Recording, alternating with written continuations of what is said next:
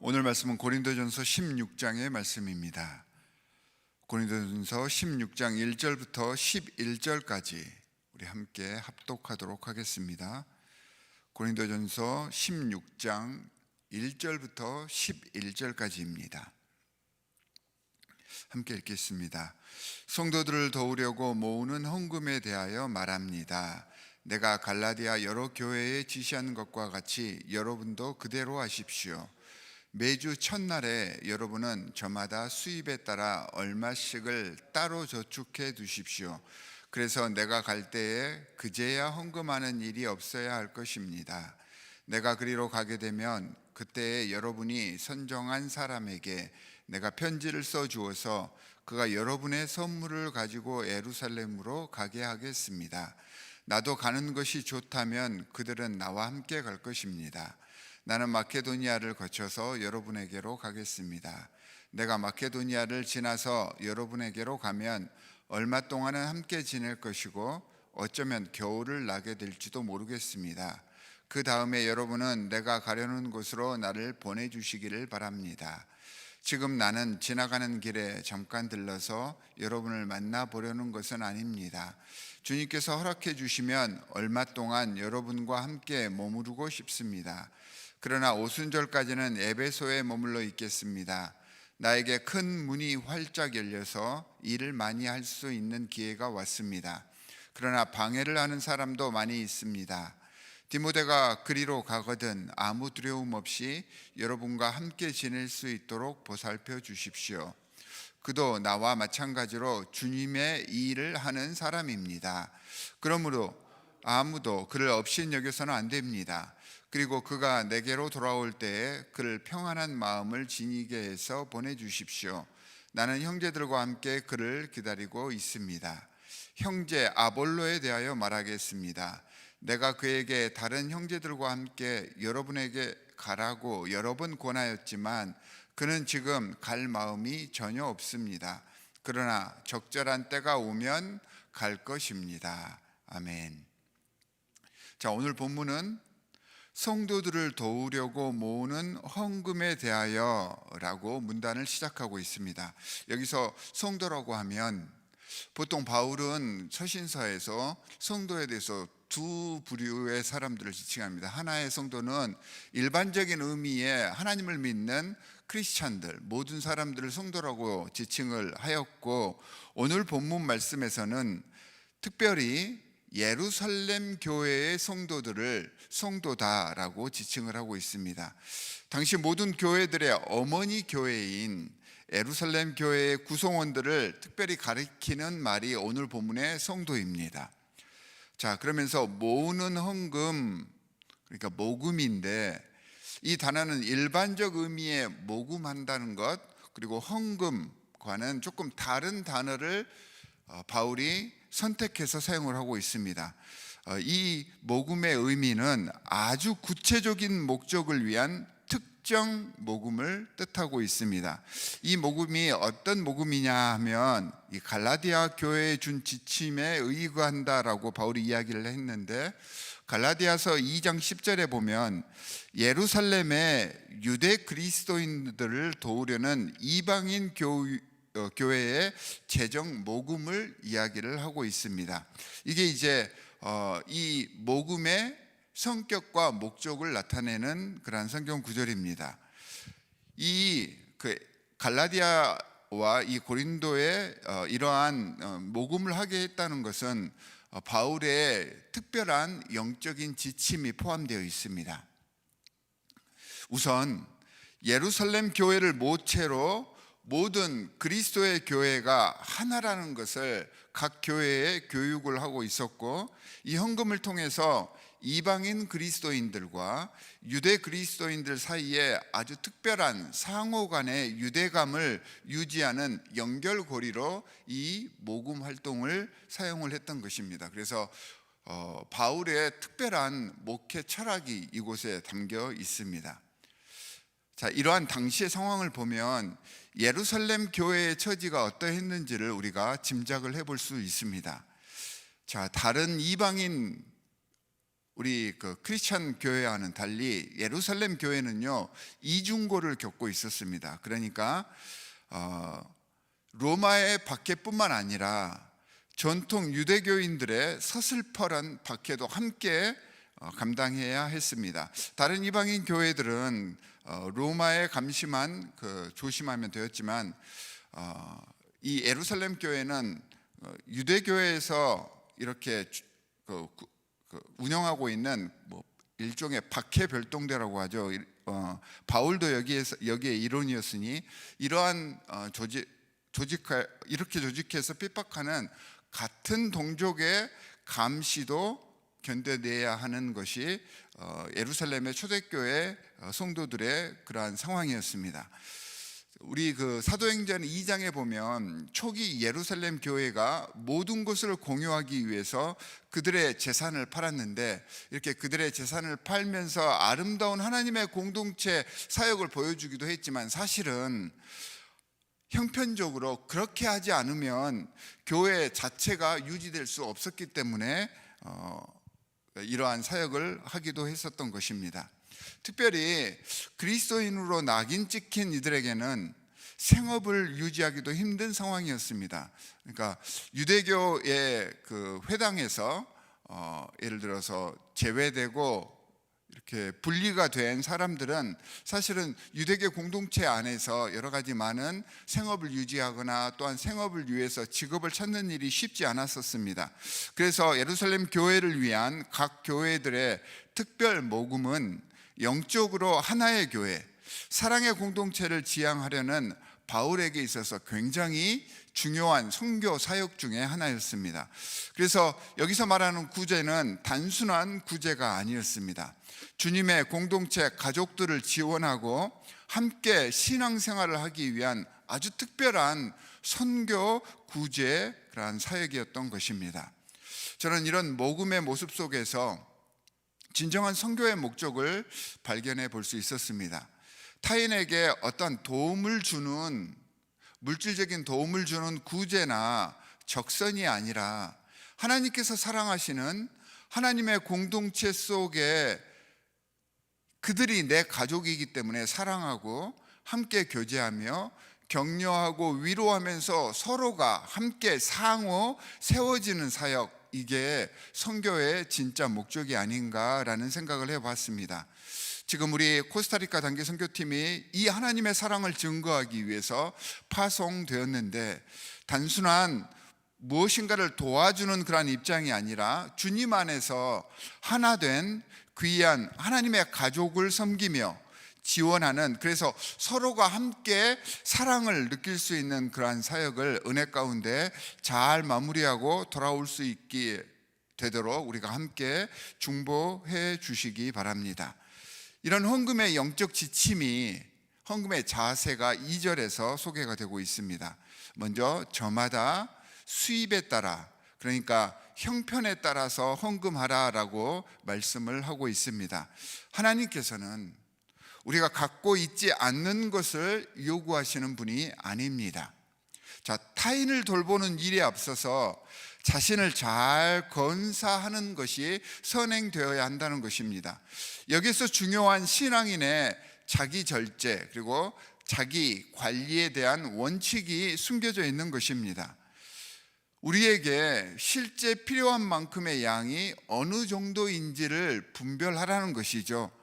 주님의 기도에도 나타나 있듯이 일용할 양식, 나에게 해당하는 일용할 양식이 어느 정도인지를 잘 분별해서 나의 일용할 양식을 채우고, 또한 그러한 마음으로 다른 사람들을 함께 섬기라라는 의미가 저마다 수입에 따라 형편에 따라라고 하는 구절 속에 포함이 되어 있습니다. 헌금의 또 다른 영적 지침이 그 뒤에 바로 이어지죠.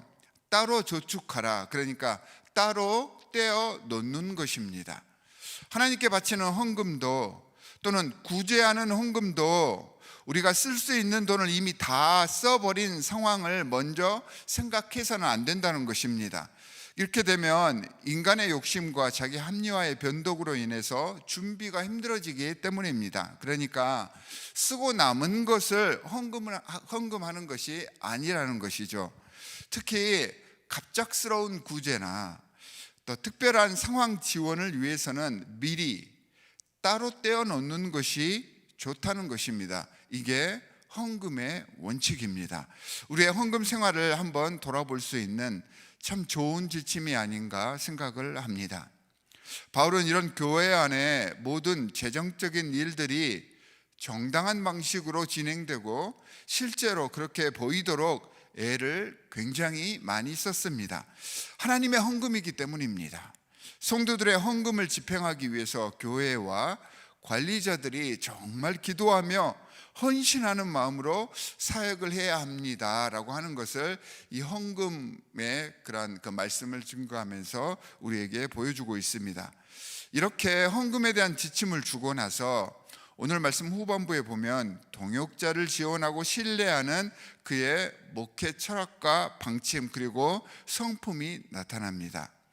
자기 자신을 대신해서 파송한 디모데를 위해서 염려하고 디모데가 고린도에 도착하며 두려움 없이 잘 지낼 수 있도록 지원해 주기를, 그리고 그를 멸시하지 말고 돌아오는 그 순간까지 평안히 지낼 수 있도록 해달라고 부탁을 하고 있습니다. 여기서 이제 디모데를 사랑하는 그 마음을 우리가 읽을 수가 있죠. 12절에서는 아볼로를 형제라고 부르며 고린도를 방문하도록 종용하였습니다. 여러분, 고린도 교회 전반부에 보면, 고린도전서 전반부에 보면 고린도 교회가 바울파, 아볼로파, 그리스도파, 게바파 이런 식으로 지도자들을 취향대로 선별하여서 팔을 갈라서 분열하는 조짐이 있었던 것 여러분들께서 기억을 하실 것입니다.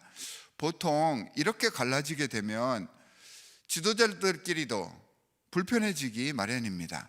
하지만 바울은 이런 세상의 평판이나 편가름에 흔들리지 않았다는 것입니다. 아볼로 또한 이런 고린도 교회의 상황을 직시하고 있었던 것 같습니다. 그래서 서로에게 누가 되지 않도록 고린도 교회에 자신은 때가 이르렀을 때라야 다시 방문할 것을 고려한다라고 바울에게 이야기를 했던 것 같습니다. 그러니까 때가 이를 때에 고린도 교회의 모든 문제들이 어느 정도 해결이 된 후에 안정되면 그때 가서 이제 고린도 교회를 돕고 또는 고린도 교회의 여러 가지 문제에 편승하지 않겠다라고 하는 의지를 보여줍니다. 그러니까 하나님 공동체 안에서 서로를 용납하고 이해하고 배려하고 끌어안는 일이 리더십 안에서도 이루어져야 한다라고 하는 것을 이제 바울이 몸소 아볼로와의 관계를 통하여서 보여주고 있었던 것입니다. 사랑하는 성도 여러분, 오늘 주신 말씀처럼 헌금에 대한 성숙한 신앙생활을 해 나가실 수 있기를 바라며, 또한 하나님의 공동체로서 구성원들끼리 서로 사랑하고 조금 다툴지라도 용납하고 하나가 되는 주님의 교회의 원칙을 이루어 가시는 오늘 하루가 되시기를 주 예수 그리스도의 이름으로 간절히 축원합니다.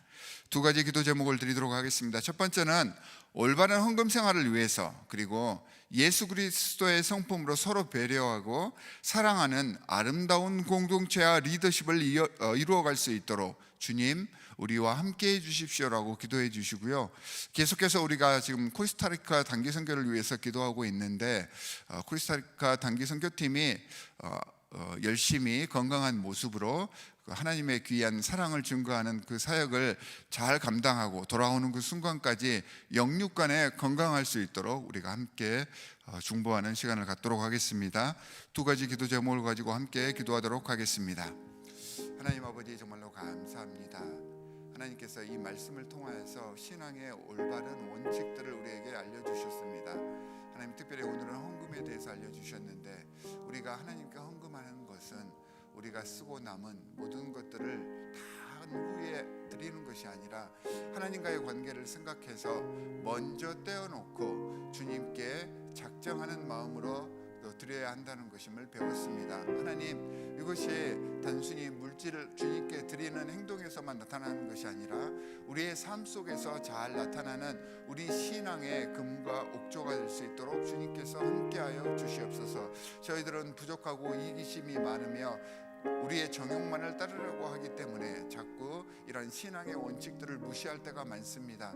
하지만 우리의 작은 그러한 신앙의 원칙들 하나하나를 세워 나아가면서 우리가 영적으로 더욱더 깊어지며 또한 이러한 깊은 영성을 가지고 모든 성도들끼리 함께 아름다운 공동체를 이루어갈 줄 믿사오니 우리와 함께하여 주시옵소서. 특별히 바울이 아볼로를 생각하며 디모데를 생각했던 것처럼 하나님께서 우리에게 허락해 주신 여러 많은 지체들을 정말 내 가족까지 같이 생각하며 나의 마음으로 그들을 품어 안아서 아름다운 하나님의 공동체를 이루기 위해서 내가 먼저 헌신할 수 있도록 지금 도와주시옵시고, 나를 우리 교회 공동체 하나됨을 또 주님과 연합되는 귀한 사역을 위한 도구로 사용하여 주시옵소서. 하나님 아버지, 코스타리카 단기 선교팀이 지금 파송되어서 열심히 하나님의 사역을 감당하고 있습니다. 하나님, 그들 머리 위에 안수하여 주시옵시사 이번 단기 선교를 통하여서 하나님의 사랑을 깨닫고 그곳에서 역사하시는 하나님의 놀라운 그러한 그 일들을 경험하면서 기쁨으로 돌아올 수 있도록 주님 도와주시옵소서. 아름다운 간증의 소리가 그들을 통하여서 전파되게 하여 주시옵시고, 그곳 현지뿐만 아니라 우리 공동체 속에서도 아름다운 예언의 말씀을 증거함으로 귀한 하나님의 공동체를 이루어가는 귀한 단기 사역을 이루어갈 수 있도록 주님 도와주시옵소서. 하나님 아버지, 정말로 감사합니다. 오늘 말씀을 통하여서 올바른 헌금 생활과 공동체 안에서 어떻게 서로가 지어져 가야 하는지에 대해서 말씀을 선포해 주셨습니다. 하나님, 주님의 것들을 위하여서 우리의 것들을 내려놓고 하나님의 그러한 사역이 우선이 되는 그러한 신앙생활을 하기를 간절히 원합니다. 따로 떼어서 주님께 먼저 드릴 줄 아는 그러한 신앙을 저희들에게 허락하여 주시옵시고 영성을 깨우쳐 주시옵소서. 또한 하나님께서 허락해 주신 귀한 지체들 정말로 내 몸같이 섬기며 하나가 되어서 하나님께서 이 땅에 이루시고자 하는 하나님의 나라를 내가 서 있는 이곳에서부터 실천해 나갈 수 있도록 저희를 활용하여 주시옵소서. 코스타리카 단기 선교팀이 정말로 열심으로 기쁨으로 선교 사역에 임하고 있습니다. 하나님, 이번 선교 사역을 통하여서 아름다운 하나님의 사랑이 현지에 증거되어지고 또한 그곳에서 역사하시는 하나님의 모습을 보며 모든 단기 선교팀이 즐거워하며 기뻐할 수 있는 역사가 일어나게 하여 주시옵소서. 또한 돌아와서 우리 모든 성도들에게 그 사랑을 증거함으로 우리 모든 성도들이 함께 기쁨으로 그 코스타리카를 위하여서 계속적인 선교의 모습을 이어갈 수 있는 아름다운 계기가 되게 하여 주시옵소서. 오늘 또 주님께서 주신 이 말씀을 부여잡고 승리하는 삶을 살 것을 주님 앞에 서원하오며 우리를 구원하신 주 예수 그리스도의 이름으로 기도하옵나이다. 아멘. 하늘에 계신 우리 아버지여, 이름이 거룩히 여김을 받으시오며 나라에 임하옵시며 뜻이 하늘에서 이루어진 것 같이 땅에서도 이루어지이다. 오늘날 우리에게 일용할 양식을 주옵시고 우리가 우리에게 죄 지은 자를 사하여 준 것 같이 우리 죄를 사하여 주옵시고 우리를 시험에 들게 하지 마옵시며 다만 악에서 구하옵소서. 나라와 권세와 영광이 아버지께 영원히 있사옵나이다. 아멘.